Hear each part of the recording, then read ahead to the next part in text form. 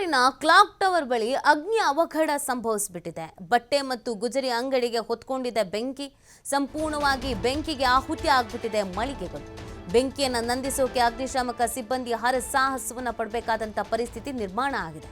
ಇದು ಮಂಗಳೂರಿನ clock tower ಬಳಿ ಅಗ್ನಿ ಅವಘಡ ಸಂಭವಿಸಿರುವಂತದ್ದು. ಬಟ್ಟೆ ಮತ್ತು ಗುಜರಿ ಅಂಗಡಿಗೆ ನೋಡ್ತಾ ಇದ್ದ ಹಾಗೇನೆ ಬೆಂಕಿ ಹತ್ಕೊಂಡಿದೆ. ಹೇಗಾಯಿತು ಏನು ಎತ್ತ ಅನ್ನೋದ್ರ ಬಗ್ಗೆ ಮಾಹಿತಿ ಸಿಗಬೇಕಾಗಿದೆ. ಸಂಪೂರ್ಣವಾಗಿ ಬೆಂಕಿಗೆ ಆಹುತಿ ಆಗ್ಬಿಟ್ಟಿದೆ ಮಳಿಗೆಗಳು ಅನ್ನೋದ್ರ ಬಗ್ಗೆ ಅಪ್ಡೇಟ್ ಸಿಗ್ತಾ ಇದೆ. ಇನ್ನು ಬೆಂಕಿಯನ್ನು ನಂದಿಸೋಕೆ ಅಗ್ನಿಶಾಮಕ ಸಿಬ್ಬಂದಿ ಹರಸಾಹಸ ಪಡಬೇಕಾಗಿದೆ. ಯಾಕಂದರೆ ನೋಡಿ, ಅದು ಬಟ್ಟೆ ಮತ್ತು ಗುಜರಿ ಅಂಗಡಿ.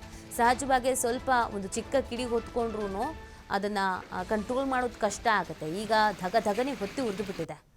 ಈಗ ಅದನ್ನು ನಂದಿಸುವಂಥ ನಿಟ್ಟಿನಲ್ಲಿ ಸಾಕಷ್ಟು ಪ್ರಯತ್ನ ಪಟ್ಟರೂ ಕಷ್ಟ ಆಗಿದೆ. ಇನ್ನು ಅಕ್ಕಪಕ್ಕದ ಬಿಲ್ಡಿಂಗ್ಗಳ ಕತೆಗೇನು ಸಂಪೂರ್ಣವಾಗಿ ಅಗ್ನಿಶಾಮಕ ಸಿಬ್ಬಂದಿ ಕಾರ್ಯಾಚರಣೆಯನ್ನು ಮಾಡಿ ಮುಗಿಸಿದ್ದಾರಾ, ಇನ್ನೂ ಕಾರ್ಯಾಚರಣೆ ನಡೀತಾ ಇದೆಯಾ, ಇದರಿಂದ ಆಗಿರುವಂಥ ನಷ್ಟಗೇನು, ಯಾರಾದರೂ ಒಳಗಡೆ ಇದ್ರಾ, ಇದೆಲ್ಲದ್ರ ಬಗ್ಗೆ ಕೂಡ ಮಾಹಿತಿ ಸಿಗಬೇಕಾಗಿದೆ. ಮಂಗಳೂರಿನಲ್ಲಿ ಒಂದು ಘಟನೆ ನಡೆದಿರುವಂಥದ್ದು.